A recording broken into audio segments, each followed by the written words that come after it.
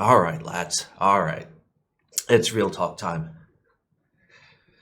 All right, so this is a follow-up to last week's video.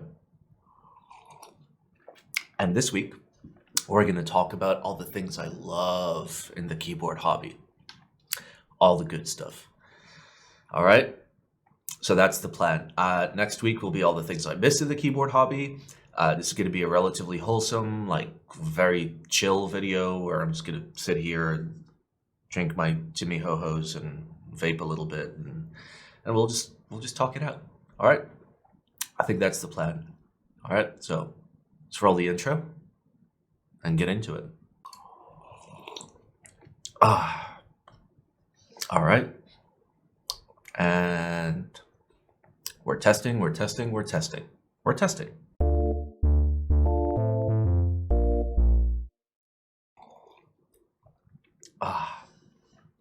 Alrighty. I mean, before we get into it, all right? Like, I know my previous video was like negative, but I love the keyboard hobby. I love it. It makes me so happy. Reminder that, like, I stream and I make YouTube videos for free. Like, I don't keep any of the money. Like, that's how much I love the keyboard hobby. I just love it. All right. So let's go through the list. Just because something is not on the list doesn't mean I don't love it. Just means I missed it. Okay. Now this list is decently long, especially compared to the things I hate list. So let's just get into it. All right. First thing, I love the freedom I get from custom keyboards, where I can tweak every little thing till it's just perfect for me. There is something for everyone, and I think that's amazing. Like having a hobby that allows, one person to be all about, full-size Clicky keyboards, and another person that's all about, ergo split 32% JIS with knob made out of Swiss cheese and cork. And both people are happy, and that's amazing that, like, the hobby is wide enough to allow for that. It's also deep enough to allow for, you to get an OEM all the way to literally, hand wire or design your own PCB or anything like that. But the freedom is everything, like, again, like, yes, this is a hobby. We are hobbyists. So, like, the normies that come in are like, what is the best keyboard for gaming? That's like not even scratching the surface, but like at the deepest level, where like I have builds where I've spent like 4 to 6 months working on the switches, like waiting for parts and whatnot, but like it took my damn time, Got the perfect springs, no longer like available anywhere on the planet, KBD mod or KMax springs, got like the perfect cherry picked batch of like a freshly retooled switch. Ooh, you get the lube just right. You cherry pick after you lube, and you end up with just a slapper. Ooh, it slaps. So I got like 3 or 4 out of like my 40 builds that are at that tier, and everybody that types on them tells me the same thing. They tell me, oh my god, this is a fantastic build, even if they don't like the board. Like, I heard that at the Dubai meetup where I had my my Jaguar there, and Sour was just like, bro, I hate the Jaguar. I'm like, just type on it. He's like, yeah, but I hate it. I'm like, just type on it. Man typed on it. He's like, you know what? That is a fantastic build, but I hate the keyboard. And that's the whole point of like the crazy freedom we get in this hobby. It's amazing. It's absolutely amazing. You can get into Topra, you can get into Alps, you can get into Space Invaders, you can get into MX, you can get into Chalk. You can use Omron mouse switches for your keyboard, and somebody already has. But yeah, that's amazing. I love that we can literally do whatever the hell we want. That's an amazing thing to do. All right. Number 2 on my list is Via and Via L, mostly Via L. It just in terms of how far we've come for, total idiots like me to be able to just like really easily remap their keyboard. Even, a QMK config wizard, like the qmk.wizard.qmk.fm. I don't know. You know the one. Like the one we used back in the day, it was like that and TMK. We've come so far, and you know, I have my issues with VIA. Mostly, you know, when it comes to, you know, people make a board and they're trying to just be like, hey, here's the firmware. Can you please just like commit it? And they don't do it for months. So Vial basically keeps the firmware on the board, keeps the key map on the board. So you just plug it in and it works. God bless Vial. We've come so far. We've come so far. And I love it. I love that it's gotten so easy. And it's gotten to the point where OEM boards, like this Keychron, sounds like there's a broken piece of plastic in there. Yeah. This comes with VIA natively. And it's like wireless. And it has VIA. It's amazing. It's amazing that we've come so far. I love it. I'm so glad that we have this. You know, it means that people that are not willing to put in the effort and write their own firmware or make their own key map can still get by, you know. Like I can theoretically make my own key map, you know, write my own firmware, theoretically, but I don't want to fucking do that. And it's nice to not have to. It's amazing. So, you know, like it's, yeah, I love that, like, you know, Olivia and everybody else got together and they're like, hey, let's make something that doesn't suck.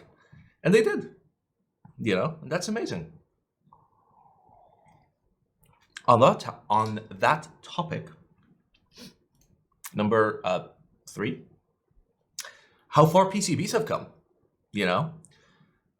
Like, back in the day, let's talk like DG Saver, let's talk like early OTD PCBs, where you didn't have integrated controllers, you didn't have SMDs, the pads were fucking tiny.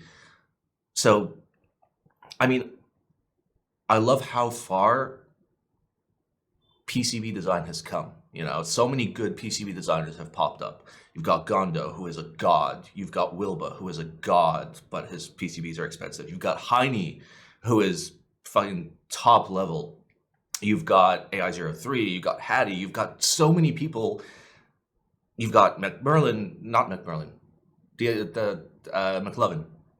got McLovin, you've got, there's a lot of people. There's a lot of people that are making really, really, really nice PCBs. And when I say really nice PCBs, I mean like plug them in, they work.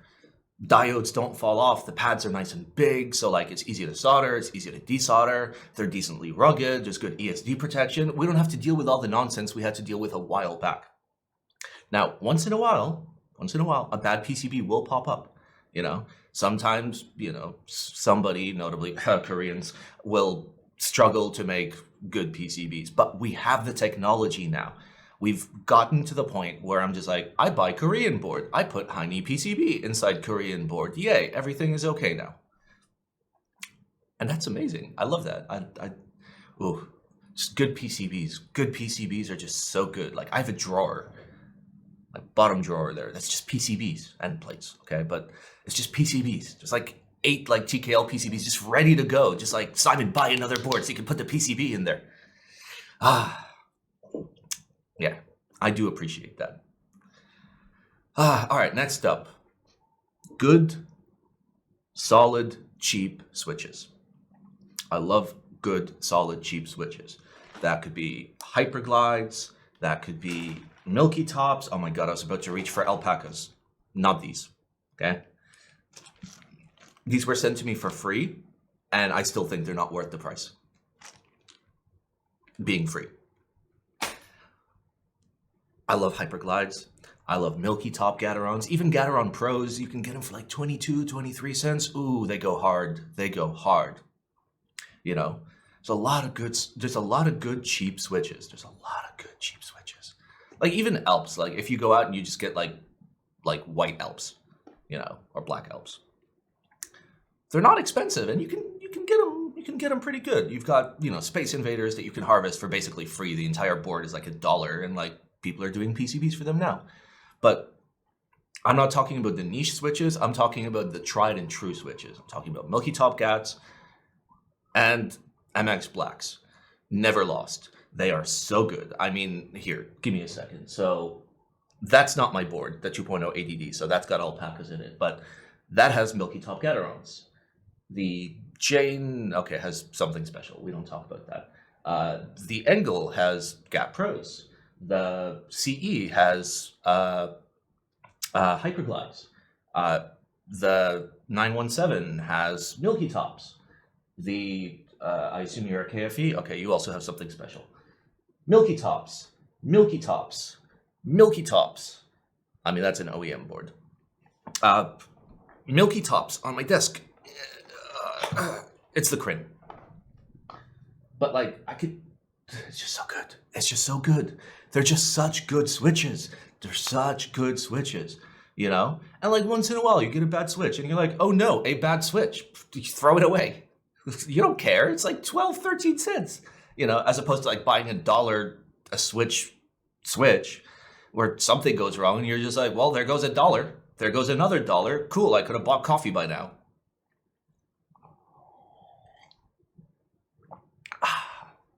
But nice, cheap, reliable, consistent switches. Love them.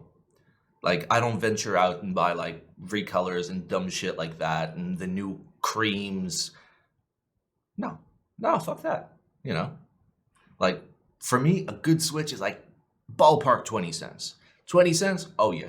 I don't care if it's a $2,000 keyboard. Like, it's still a good switch. It's great. Just got to put some lube on it. Which gets us into the next thing. I love lubed good switches. Okay? They're so enjoyable. I mean, basically everything I have is lubed unless I'm breaking in the switches. So linears have gotten so good now, and they have, okay? Linears have gotten so good, we don't need to hunt for vints like we used to. So like back before when we had pre-tool blacks and like all nylon housing Gaterons, like pre-KS3, we used to hunt for vints. You know, you don't see a lot of people hunting for vints anymore. Like I used to hunt for vints. Like I'd be all like, oh yeah, get me my West German 1984, you know, broken in vints. And that's what I have in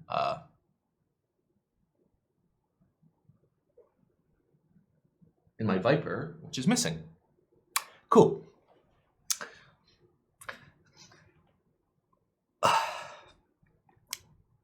The lube is what makes it, okay? Because previously we used to lube with 103, 104, 106, 107, all of that, back when, like, you know, we didn't have grade 0 lubes. Krelbit did a lot for the hobby with his grade 0 lubes. Because anybody who is anybody now who, you know, pulls out their lube bag, you know, we all have a lube bag, random bag of lubes, okay? Anybody who pulls out their lube bag, full of grade 0, 203 grade 0, 204 grade 0, 205 grade 0, maybe even 206 grade 0 if you're a little wild.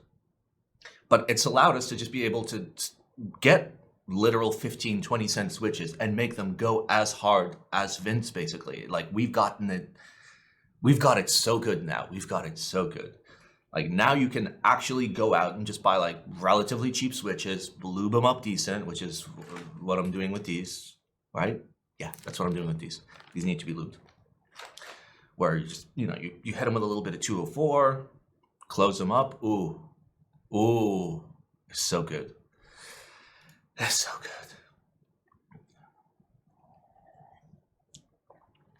All right. Next up. Right. Yeah, next up. Cute little meme projects that just show off like the DIY nature of the hobby. You know, things like little macro pads and like a keyboard shaped like a Space Invader with Space Invader switches, or a literal boat. Where's my boat?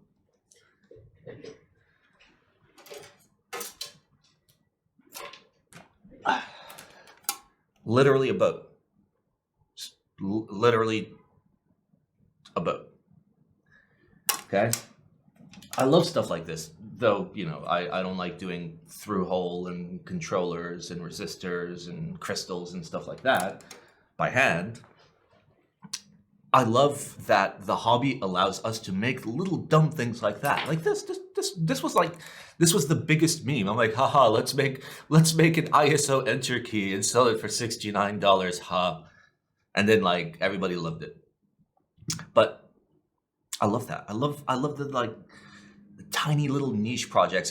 Because okay, remember, when we talked about the things that I hate, the first thing was non-hobbyists in my hobby. The most hobbyist thing in this hobby, like if you push it up to 11, turn it up to 11, is dumb little projects like that, where like any sane person, somebody from outside the hobby would look at it and just be like, why? Whereas I look at it and I say, why not? That's the good shit. That's the good shit. You know, people that are willing to experiment with stuff like that are people that, you know, evolve to make a lot of cool stuff in the future. And I think that's pretty cool. I think that's pretty cool. I think without the cute little like meme projects, like the I don't know, like the hobby just becomes so commercial and so shitty. But like when you have these like hilarious little projects, you can tell it's a hobby. You can tell people are DIYing. It's pretty cool.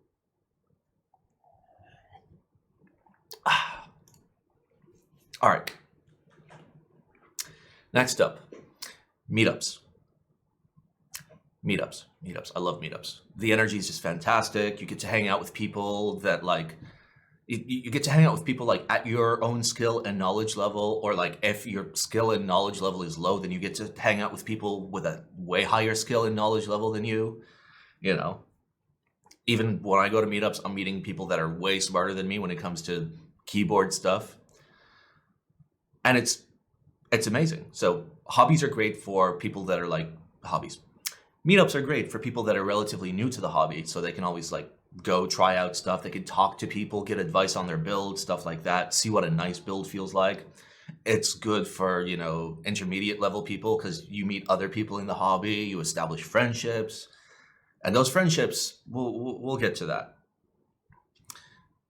And, you know, in addition to that, like you as somebody experienced will go and, you know, put your nice build so people can aspire, you know, not like aspire to be able to afford a multi-$1,000 keyboard. No, but aspire to be able to do a build that feels as good, you know. I don't know. And also meetup runners, all right? The meetup runners that actually put the work in, you gotta love them, because without them, you don't have the meetups, you know. And when I say meetups, I'm talking about like, you know, like proper organized meetups, not like, you know, 4 friends are coming over to your house and touching all of your keyboards against your will on a Thursday night cough.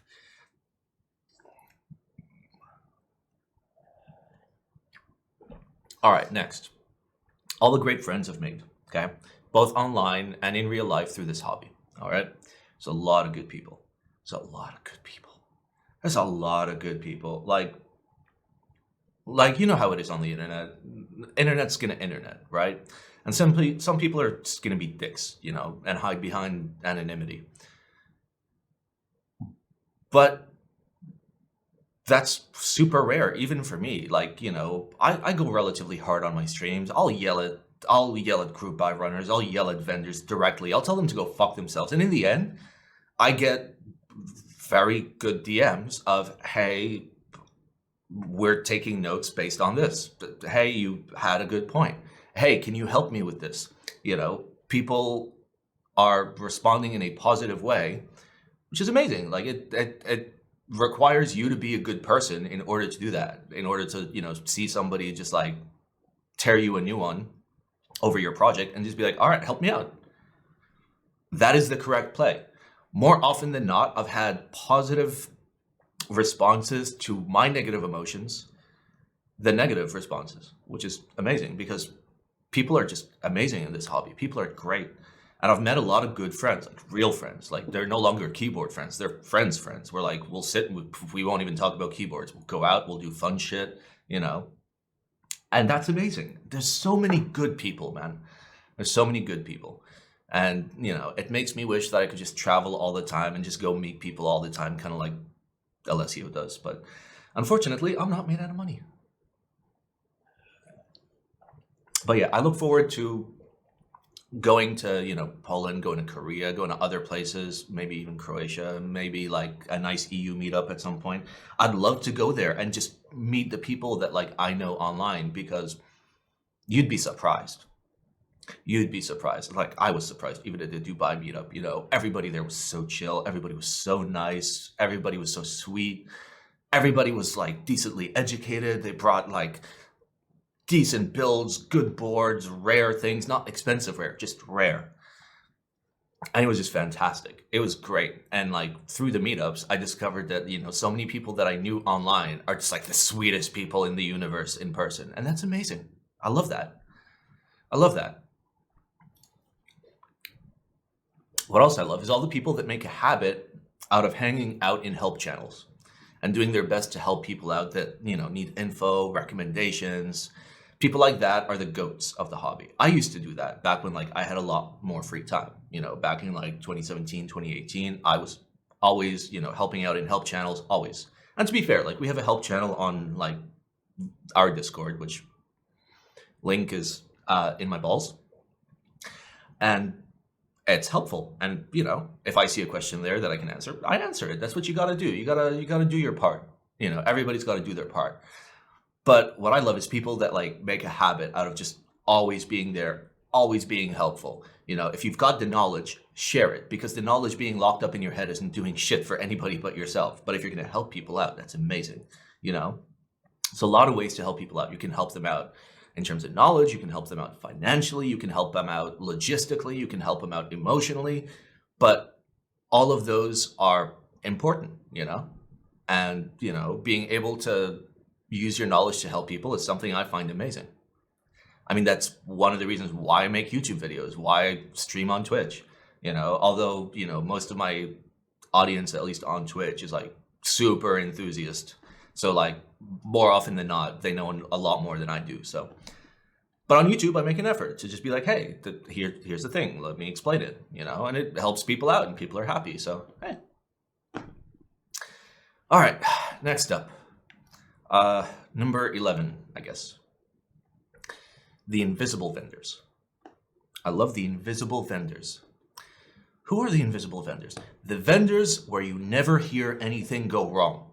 They just do their jobs and shut the fuck up. And it's great, okay? That is the best vendor. The best vendor is when, you know, you're talking about vendors and their name never comes up. Like Ablo in EU, like mostly Canon keys and novel keys are super solid US side. You like, even if you hear something has gone wrong, you'll also hear about how they're fixing it, you know? And then there's people that you just never hear anything about that are just 100% solid. Those are the best vendors. The best vendor is the vendor that is there on every group buy, but you never hear anything about them. Those are the best vendors. Those are so good. The invisible vendors.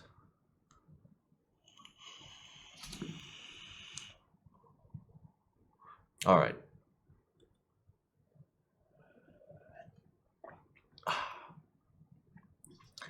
As a follow-up, I love the makers that have not let us down.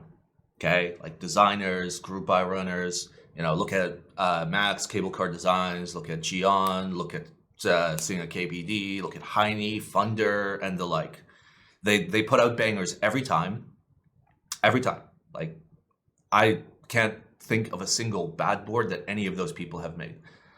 Bangers every time. You don't hear any drama or bullshit coming out of them. None of that. They're basically like the invisible vendors of the maker space, where they just put out boards, reasonably priced, good quality control, good finishing. You always know what you're going to get. You know that, you know, if something goes wrong, they're going to help you out. They're going to hook you up. Oh, so good. So good. Those are, you know, I think I would go as far to say, like, the greatest people in this hobby are the people that have the opportunity to just be greedy and aren't. That have like all the opportunities to be greedy. Like makers where like they know they can charge whatever the hell they want, but they don't. And makers where they know they can drop their quality control and it'll be fine, but they don't. The makers that actually care. I love those. And on that topic, I love Geon specifically, okay? All right, this one is for Geon. He has his own line. There's plenty of other keyboard designers that have had access to machining facilities, but Geon was the first to go hard and to work hard in keeping prices reasonable. He listens to feedback, he innovates, and he makes enough boards for the demand. I mean, okay, demand is kind of like enormous, but like the man does like 1,000 unit runs plus. at a reasonable price with good complexity. And, okay, things went wrong with the F2, but he handled it. That's the play. You got to handle it. So Geon is on my list of things I love in this hobby. He has fixed a lot of problems. He has kind of like,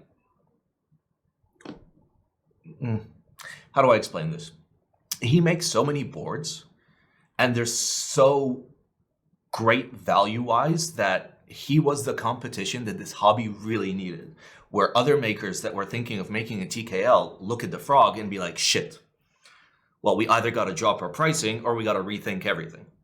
And that's good. That's how it should be, Obviously, nobody in this hobby is going to ever match Geon pricing, because Geon does everything in-house. His cost to produce is significantly cheaper than anyone else. I'm not saying, now everything needs to be at Frog pricing. I'm just saying that he proved that it was possible to not be a dick while having your own machining capabilities. And I do love that. I do love Geon. He's a sweetheart. And we share the same birthday. All right. Next. I love streaming. I know. But I love streaming in this hobby, I've been streaming for nearly 3 years, and I've been doing it for free. That I like it so much, It opens the door to help out so many people, and I love that shit, Whether it be, again, knowledge-based, financial-based, emotional-based, it's nice to be able to help people out, And I really do like streaming. YouTube videos, I like making YouTube videos like this. I don't like making keyboard reviews because I spend 4 to 5 weeks working on it, and I get $1.37 from it after spending $200 on logistics. So, but that's what Patreon is for. Patreon.com/MaxSimon. No, but seriously, I do love streaming. I very much love streaming, and I do like making YouTube videos as well. And hey, if you like what you see on YouTube and you want to see more YouTube content, Patreon does help with that. You can drop me $2.50, and that makes the world to me. It allows me to pay for logistics, pay for dumb shit like that, and at least break even when I make YouTube videos, which is great. So anyway, we'll skip past that. All right, next up, I love good solid springs. Like TX, KMAC, Hojing, kind of. Geon springs I have yet to try, but I'm hearing good things. But it's amazing what a good spring can do for your typing feel. Okay? I can have the best switches imaginable. I can have 1984 cherry pick broken in West German stems in 1988 broken in PCB mount replacement housings, lubed with the most carefully detailed 103, 107 mix, and put a terrible spring in there, and the entire board will feel like ass cheeks.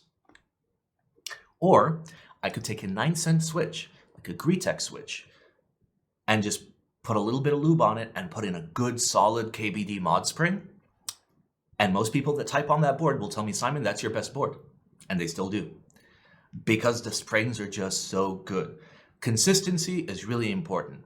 You're not going to necessarily feel a 5-gram difference between a couple switches while you're typing, but what you will feel is that your switches feel kind of inconsistent. Some will feel smoother, some will feel rougher, and you won't be able to process that it's your springs, okay? I said in my Things I Hate video that, meme springs, spring marketing, all that jazz, fuck all that, yeah. Buy good, consistent springs. Buy TX, medium, at the weight that you are most comfortable with, and give it a shot, okay? Give it a shot so you learn what a good switch is supposed to feel like. And springs should not be expensive. $4 to $6 for 100 springs is fair. No more, okay? No more. Oh my God, this list is so long. Okay, next. I love the expansion into the EC space. That's electrocapacitive. That means Topra. A lot of peeps have been working hard to make real Topra customs a thing. Okay, people like Sip a lot have been killing it, and Desk Keys is now offering domes and springs. That's pretty dope. And sliders. I love the movement into the EC space. This is Topra, by the way. Like this has a Topra PCB, Topra dome, Topra slider, Topra spring, all that. This is Topra. It's amazing. It's amazing that the hobby has gotten this far, where something as big as a meme as the ISO is now Topra. This means that, you know, very soon, well, it's already happened, but like very soon we will have, you know, TKLs that are optimized for Topra, that come with a Topra PCB and come with sliders and come with domes and come with all that jazz. And that's really cool because variety is amazing, you know? We've always had Alps customs and other customs, but like now we can actually properly have Topra customs, okay? I'm not talking about, oh, I've replaced the case, haha, Norbauer, $1,000 case. No, I'm talking about a real Topra custom where it's actually optimized, where like it's supposed to feel good and sound good and not be $1,000. Yeah, positive video. This is positive video. Ooh, ooh. All right, next. Tactile and Clicky Alps. Yeah. Right? So I know a lot of people will disagree, okay? And that's fine. We all have our preferences, okay? MX Tactiles are objectively dog shit, okay? Because they rely on a thing rubbing on another thing in order to create that tactility. This is not tactility, this is scratchiness, okay? Tactile Alps though, nice brown Alps, where you have the collapsing dome feel as you press it, it gets heavier and heavier until it just instantly collapses like a Topra dome. Oh, or some nice clicky Alps where, you know, it doesn't sound like, you know, it doesn't sound like your grandmother's click where like you press it and it's just like click. You press it and it sounds like, yeah, metal on metal action. While we're here, buckling spring, buckling sleeve are just fantastic to use, all right? Tie into my usual thing of buy a Model M. If you do not own a Model M, buy a Model M. Everybody should own a Model M.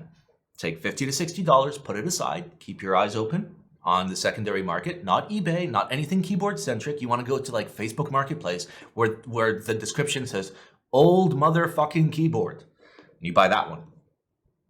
And then you can refurbish it yourself. It's not hard to deal with. It's really not hard to deal with. Everybody should buy a Model M. I love Tactiles and Clickies, but not MX, okay? MX, amazing linears. Best linears in the game. Mostly. But for Tactile, Topra, neon green Alps, brown Alps, and then for Clicky, buckling spring, blue Alps, the secret thing that we don't talk about. Yeah. I mean, there are some decent like MX Clickies now that like we're doing click bar instead of click jacket and stuff like that.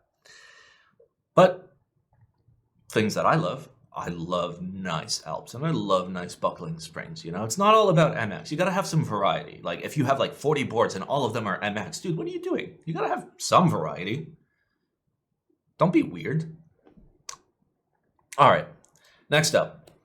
I love artisan makers that put in solid work and sell at fair pricing. Now, I'm not super big on artisans, but I still appreciate this. You know, it's the same as, you know, switch makers making cheap switches, keyboard makers making cheap keyboards.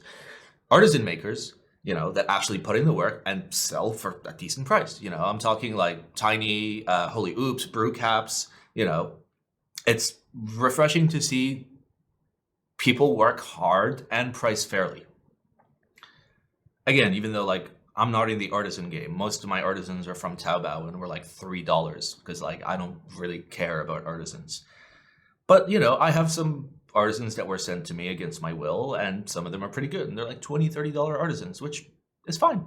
That's fine. You know? All right, next up. Oh, it's all in caps in my notes. It says open source projects. God, it's so good. It is pretty good. Open source projects is... I think, honestly, any like maker type community like lives or dies based on how open source it is. Because if, you know, everything is closed source and everything is all, you know, vendor based and like cash grab based, like the people that matter are just going to leave the hobby.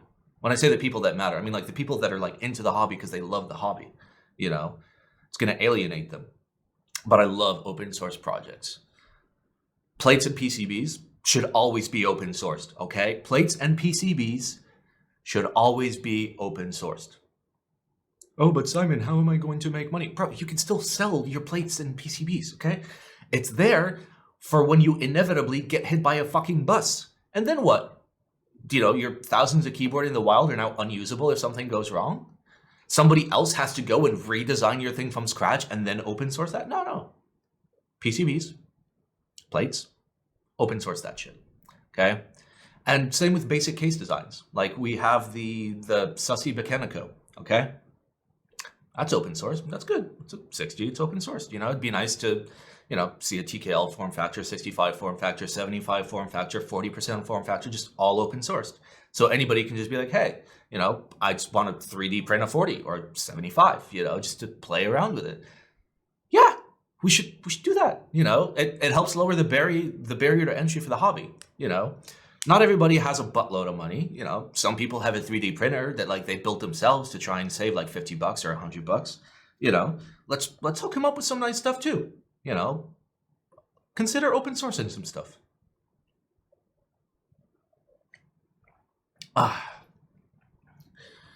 Oh, all right. How many more do we have? We're so fucked. All right, give me a second. Give me a second, boys. I know it's a real talk video. Oh, Simon is tired from talking during the real talk video. How dare he?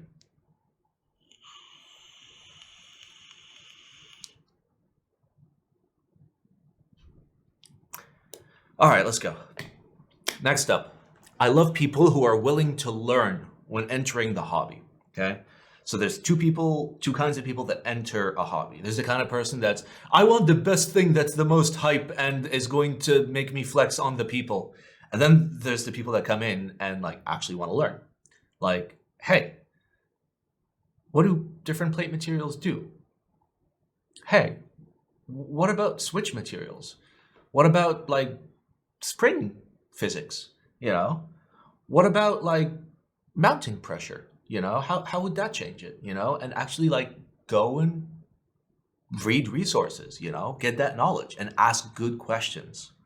You know, I love somebody that's like new and doesn't know shit, and it's fine. You can enter the hobby and not know a thing. It's great.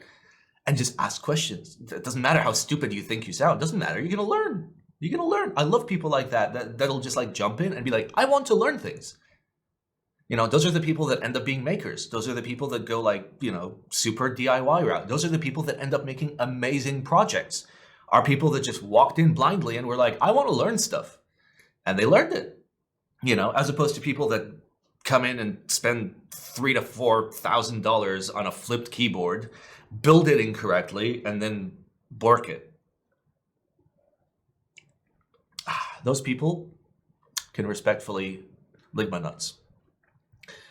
All right, next up. I love the case innovation in the hobby, okay? Now you guys are scratching your heads like, what does he mean? Okay, things like marble cases and glass cases have popped up. And people have started working on cool new mounts, you know, instead of just chasing gasket mount because it's easy and the normies love it. No, people have embraced the tadpole. People are doing proper leaf spring now. I don't have my ARC, it's at the office, but like the ARC 60, for example, has a mount in which you can PCB mount, remove a spacer, or plate mount. Kind of cool, you know. Glass cases, marble cases, the resin cases that are being worked on, amazing. This is what I want to see. I want to see that innovation. And on that topic, I love people that go against the trend and focus on making something that feels good. You know, putting in the work with multiple rounds of prototyping and actually caring about the end product. The person that I can think of the most is Max from Cable Car Designs, who did the Angel, the Prophet, the Cypher, the Phoenix. Not gasket. He's just like, it's going to be top mount. It's going to be pin mount. I'm not going to fucking chase. I'm not going to chase the hype. I am going to make something that I think feels good and put it out. And most people that like got their boards were like, you made the right choice. This feels amazing. You know, not a single person got it and was like, oh, this would have been better if it was gasket mounted. No. You can't be chasing the trend. And I love people that, you know, are willing to go out and just make what they want to make, you know. Make what you want to make. Like, you may consider it, you know, like a small, stupid, you know, meme DIY project. But it's not. Like, once you get to a certain level, it's not. Like, you can make, like, legit nice products and, like, go against the trend. Try bottom mount, you know. The difference between top and bottom mount in terms of feel is none. There's a small sound difference, and I think a lot of you would actually prefer bottom mount over top mount. But nobody does it. Because everybody's like, haha, gaskets. I like it when I press and the pour-on makes the floof sound. Yay. All right, next on the list is Puddsy. I love Puddsy.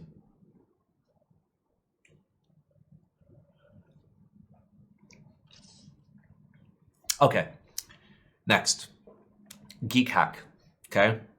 Although a lot of terrible projects are featured there, okay? Without it, we wouldn't have like a real platform to like IC and show off cool stuff, you know? And before everybody goes, oh, but Keep Talk, oh, but the Keyboard Underground Railroad, oh, but Reddit, no. GeekHack is still the de facto place and will always be the de facto place for ICs and group buys. And it's an endless goldmine of content for my weekly group buy reviews. Like, I don't have to worry about there being content every week. I can just be like, oh, GeekHack. Yep, scroll through GeekHack. Let's see what the idiots are doing. And once in a while, there's good stuff in there, you know. The platform is okay. The platform is okay. And I love GeekHack. It's nice.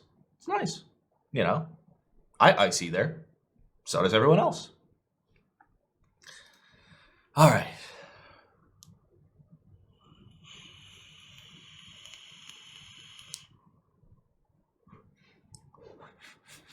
All right, next up.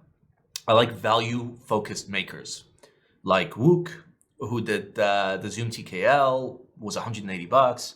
Vertex, which, okay, to be fair, the angle is expensive, but the arc is cheap. Keychron is huge.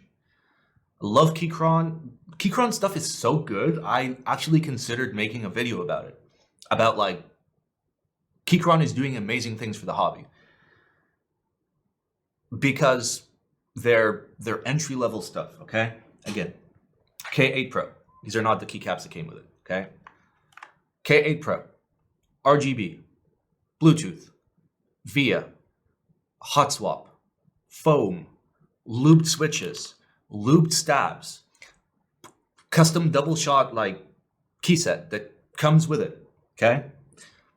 Decent construction, $85. Literally the best OEM ever at that price point. Now, their Q series, not so great, but they have a lot of good stuff. So does Wook Studio. So does whoever made the Mr. Foam. I think that was Wook as well. Anyway, I like value-focused makers because, you know, not everybody can afford like a $400, $500 TKL, you know? Some people are, you know, the most they can ever afford to spend is like $180 on a TKL kit, which is fine. There should be something available at that price point, and now there is, which is fantastic. Obviously, the quality control and the typing feel and the sound isn't going to be like a $600 board, but dude, that's pretty solid, you know? I care about value, and everybody else should care about value. Value is the thing that determines if something is good or bad in this hobby. You know, like I always say, there's no such thing as bad projects, only bad pricing. You know, because if your project is theoretically that bad, if it's cheap enough, it's no longer bad. You're getting what you pay for. All right. Next up, a lot of other content creators in this hobby that have been rock solid over the years. Okay, although not all of them are big, they are based. Okay, I'm talking like Mac Merlin, I'm talking like Admiral Shark, who is technically a content creator, it's just text content, and JYMV, people like that, people that are, you know, not sellouts, people that are, straightforward, people that make nice, consistent content, that do educational stuff, people that are just based, okay? I love people like that. Those are the best people. Those are the best people. People that are willing to go out and just make the content just to help other people. Those are the best people in my book. All right, next up. I love the fact that the hobby as a whole is on the right track. I know that some of you might disagree, but hear me out, okay? Consider that nonsense projects by big brands and like NFT projects got told to fuck off, like the Height 65, the people that tried the NFT shit, big brands that try and come in that are clearly completely disillusioned and have no idea what they're doing, get told to fuck off. And I'm glad that together we can use our power to gatekeep in the best possible way by keeping the trash out. I'm not talking about people, I'm talking about people like brands, big entities that are trying to come into the space in the completely wrong way. And I think the hobby as a whole is on the right track if we as a community can just shut that down. And we've been able to, I can't think of them right now off the top of my head, but there's got to be like at least 5-10 like major projects by major brands that like tried to come in and do something that was like totally off base, and everybody was like, no, fuck off, get out. And it worked. Pretty cool.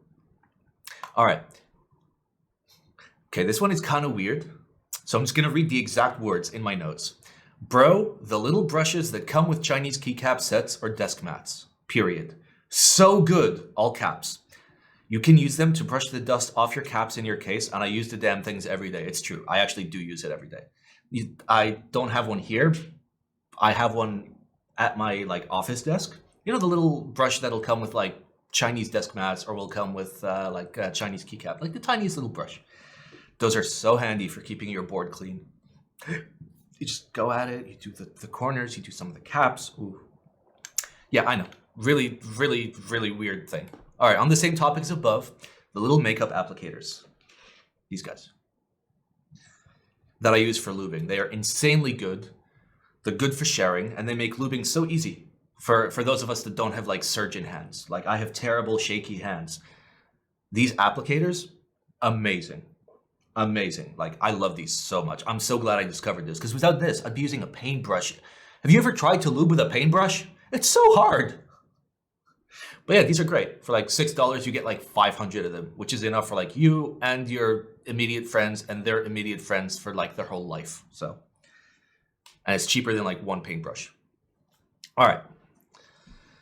Next, we've only got a couple more. All right. Next, the camaraderie I see in this hobby. Okay, where other people are just as willing as I am to help out new people, both with knowledge and financially. All right, look at the huge list of stuff that was given away this October.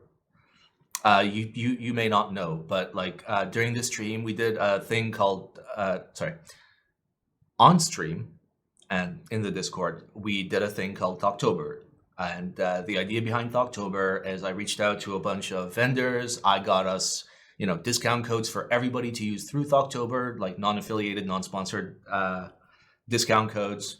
And we ran a large giveaway where, people gave away the things they didn't necessarily need. And we made sure that, those items would go to people that like actually need the items.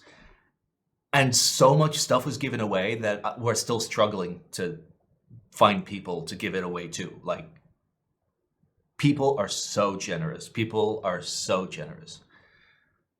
And I love that. I love that. And it's not about financial generosity. It's all about all kinds of generosity. It's the people that are willing to help out somebody. It doesn't have to be money related. You can help out somebody just by just having a chat with them, And I love that. I love that camaraderie that we see in this hobby. Where like people have got each other's backs, and I do appreciate that. That is Okay. Last one.